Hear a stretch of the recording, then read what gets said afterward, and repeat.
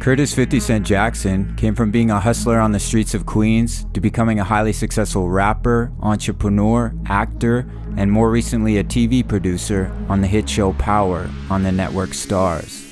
In his book, Curtis shares how being a hustler is a mindset that can be applied to all aspects of your life. Today we will be going over a few key points from the book. I'll be sharing a few stories of my own and sharing how you can develop the mindset of a hustler that can bring you to new heights you never imagined possible. Most people run from what they're afraid of. I run toward it. That doesn't mean I think I'm bulletproof. I've learned the hard way that I'm not, or that I'm unaware of danger. I experience fear as much as the next man, but one of the greatest mistakes people can make is becoming comfortable with their fears. Whatever is worrying me, I meet it head on and engage until the situation is resolved. My refusal to become comfortable with fears gives me an advantage in almost every situation. Think of a time you were afraid. Maybe it was a first date or job interview, maybe skydiving or cliff jumping. Think of a time when that fear consumed you and stopped you, and another time when you stepped into that fear. How did you feel when you stepped into it? The fear most likely subsided, replaced with excitement or joy, or maybe the date was horrible and a complete waste of time. Now think of those times the fear consumed you. You wish you could have had the courage to show up and regret not even trying. There was a time I was at the mall and I saw this beautiful girl with her friends. Now I have a very specific type that I don't see too often in my home city of Vancouver. So I was like, Jackson, you gotta go say hello to this girl. And then I had that other voice that was like, dude, she's with all her friends. You're gonna embarrass yourself. And for around 10 minutes, I tried to hype myself up while I had that other voice of fear. And then she separated with one of her friends and started walking the other direction. And I was like, okay, you have no more excuses. This is your chance. So I kind of walked around the other side of the food court until I was ahead of them just a bit. And then I turned around and kind of looked like I was lost. And I was like, excuse me, could you tell me where Club 16 is, which is a gym inside the mall?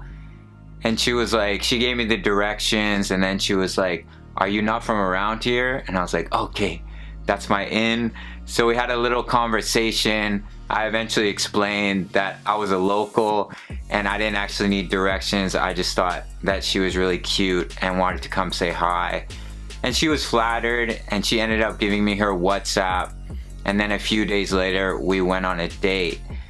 Now, walking away from that encounter, as I'm sure many of you can relate to if you've ever approached someone that you're really attracted to and got their number, you have this rush of satisfaction. You know, you want to do a little dance. You feel really good.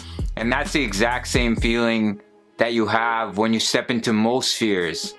It's either a little dance or it's something much bigger, like you screaming at the top of your lungs.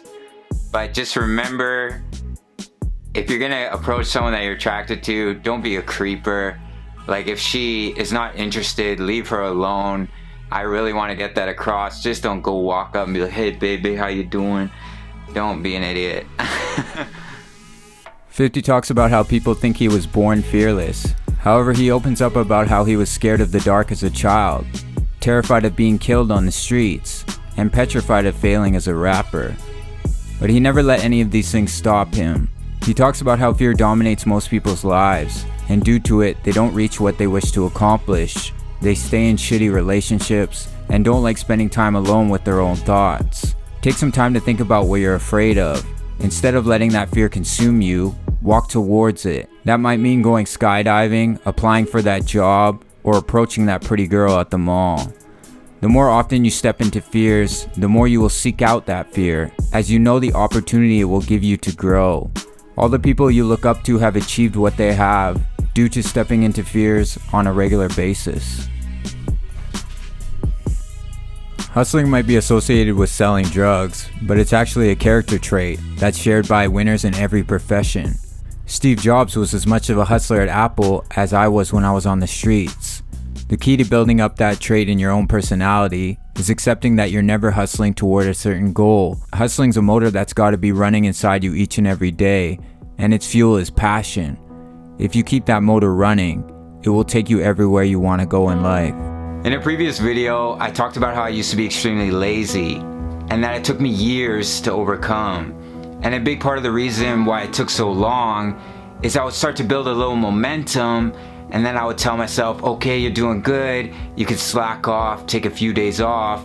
And as that momentum began to fade, those days off would turn into a whole week. My cheat meals would turn back into a regular diet, and I'd be right back to square one. Now, I'm not promoting no days off and no sleep, and neither is 50. But if you're a dream chaser, if you have big goals, you don't have any other choice but to go all in, or you'll never reach your full potential. In chapter 2, 50 talks about how all the other principles in the book are not worth learning and can't be implemented without hustling your hardest first. Think about areas in your life you know you can do better. You can hustle harder. For many of you, I'm sure it's your health. For others, it's your passions and goals. And for others, it might be just trying to get out of bed a little bit earlier in the morning. I'm with you on that one. None of us are perfect, and we're gonna continue to make mistakes. But when those thoughts of procrastination enter your mind and you begin to feel lazy, remind yourself that you will never reach your full potential if you give in to those feelings. 50 talks about in order to hustle at your full capacity, you have to love and have a strong passion for what you're doing. Otherwise, you'll simply lose your drive, which is something that significantly resonated with my own life. From the day I graduated from high school, I was on my own. My parents gave me $300 and moved to the other side of the country. My first job was punching holes into sheet metal in a factory for 8 hours a day, 5 days a week.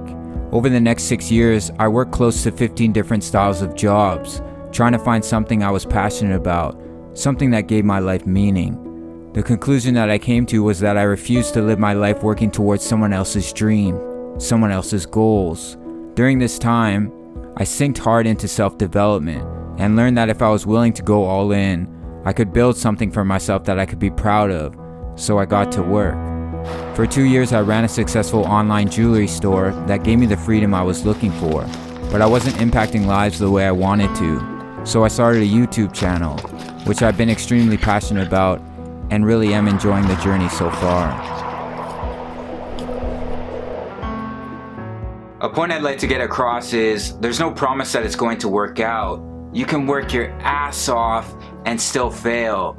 Before my jewelry store, I had 3 online stores that all failed miserably. What's important to remember is you need to come at it with new ideas, a new perspective, or you simply need to realize that this might just not be your path and you need to go on to a new one. Too many people get so focused on one thing, and even when it's not working out, they continue to put hours and hours into it and just go down with the ship. Sometimes you need to realize it's just not for you and you need to try something else. It's a really hard pill to swallow sometimes, but a necessary one. If I'd been unwilling or unable to evolve as an individual, I'd be dead or in jail right now. One of the keys to my success is that at every stage of my life, I've been willing to assess any situation I find myself in and make the necessary adjustments. While I'll always draw from the lessons I learned on the streets, I've never limited myself to them. Instead, I'm always looking to absorb new information from as many sources as possible. I don't care where you come from or what you look like. If you've created success, I want to learn from you. One of the defining traits that separates us from the animals is our ability to evolve, to adapt, and to become many different things, whereas a lion can't be anything more than a lion. I'm paraphrasing Les Brown on that one. Yet so many of us lead stagnant lives, staying at jobs we're not passionate about and relationships we're not happy in. Part of it is fear, but another part of it is just pure unwillingness to evolve. I'm sure you've heard the phrase from the older generation, "Back in my day, when things were so much easier." These people haven't chosen to evolve. They're stuck in the past and grumpy they can't embrace the present. 50 reminds us to keep our eyes on the culture and to change with it. I personally know a lot of people around my age who hate on TikTok, especially when it first came out. But if you go on the platform, you'll see tons of people around my age and much, much older who have grown massive followings and now have a career making 15-second videos making more money than they ever thought possible. It might be getting banned in the US, so if that happens, I feel for you guys. Come on over to YouTube and we'll show you some love. What do you think was the better decision? To hate on it or to embrace it? 50 himself realized he could no longer have an explosive rap career, as the times had changed and the new trends were taking effect. He realized this and moved into television as an actor and producer of one of the hottest shows on TV, Power. If you haven't watched it, I highly recommend it. It's pretty badass. Find new mentors that are crushing it currently, whether that's online or in person, and learn from them as much as you can. Analyze the tools they use, their charisma, how they handle situations, and take little nuggets that you can shape into your own style. I do this constantly as a creator, studying how others compose their shots, analyze how they speak and connect with their audience, and break down how they tell their stories. From doing this, I've taken bits and pieces from each of them and formed my own style. There's always something new to learn in your craft, and you should never believe you've figured it all out.